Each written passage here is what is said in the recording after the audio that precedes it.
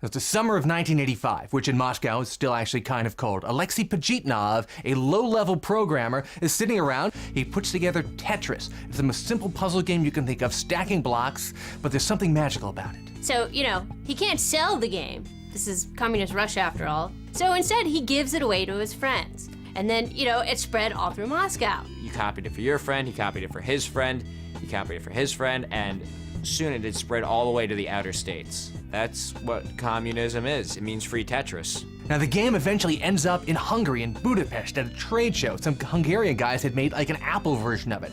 And this guy, Robert Stein, comes in. He's like an opportunist who travels around trying to buy up stuff cheap and sell it more expensively somewhere else. And he sees the game. He says, this game is great. I'm not even going to buy this game. I'm just going to steal it. In Stein's defense, what do you do? How do you break through that red curtain and get the rights to this game? Russia's a society, and they don't even have private property, much less an abstract concept like intellectual property. How do you deal with that? And it was probably easier to just steal it. So Stein takes the game back to the West and starts selling the rights to all these other companies. Because they don't know any better. They think that he actually legitimately got the rights from the guy who created the game back in Russia. Now, people don't really remember Robert Maxwell these days, but back in the 80s, he was a huge media mogul. He was like Rupert Murdoch. So then Stein sells it to Robert Maxwell's video game company called Mirrorsoft. Basically just creating fake contracts, fake deals with all sorts of companies, from Mirrorsoft to Atari in the States to Spectrum Holobyte. Basically went around selling it, just trying to make as much cash as he could before the Soviets figured out he was selling their property. There's just this whole mess because Robert Stein's selling rights, the people he's selling rights to are selling their rights, and they're not real. But there's just this whole web of deceit and just laziness that no one's checking up on it, and it's just gonna come crashing down on them. Before anyone had officially ironed out who owned the rights, Tetris had already become the best-selling PC game in the UK and in America. Robert Stein probably thought it was never gonna be a big deal, He just thought he'd sell a few 100,000 copies at best, make a quick buck. No one in communist Russia's ever gonna find out about this. But the thing is, Tetris is really good. It's really good, and it just becomes a worldwide phenomenon. So the game gets so big that the Russian government actually takes notice. Now, mind you, Russia at this time is communist, so there's no owner in particular other than Mother Russia. The Russians are communists, but they're not stupid. They see what's going on.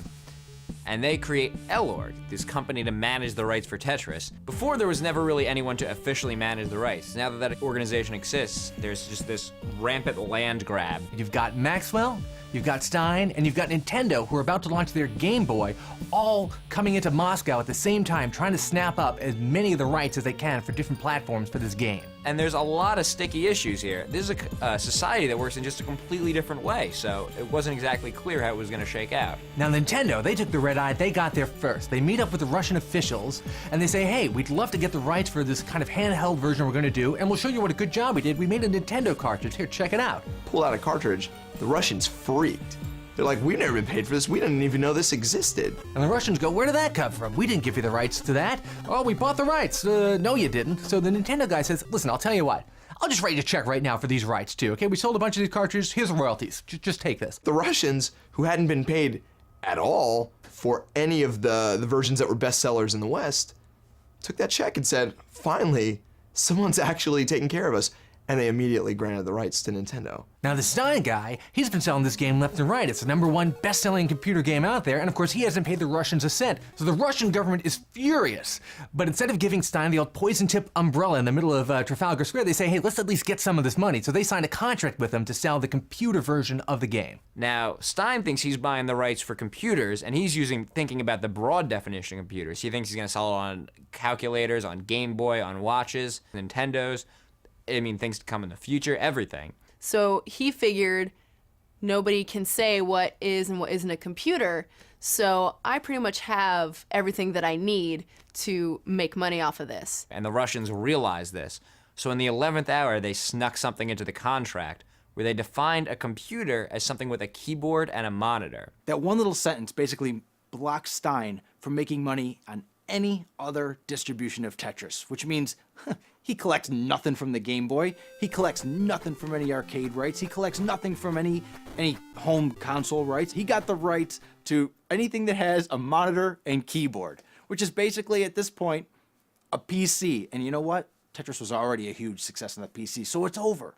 So now Stein is stuck with nothing. Now Maxwell shows up later in the day. By the time he gets there, all the good stuff is already gone. It's like he was on the Russian bread line. He gets to the front, there's no bread left. And so we all know what happens. Russia sells the rights to handhelds and consoles to none other than Nintendo. And we know how that story ends. After all the dust settles, Nintendo releases the Game Boy with Tetris.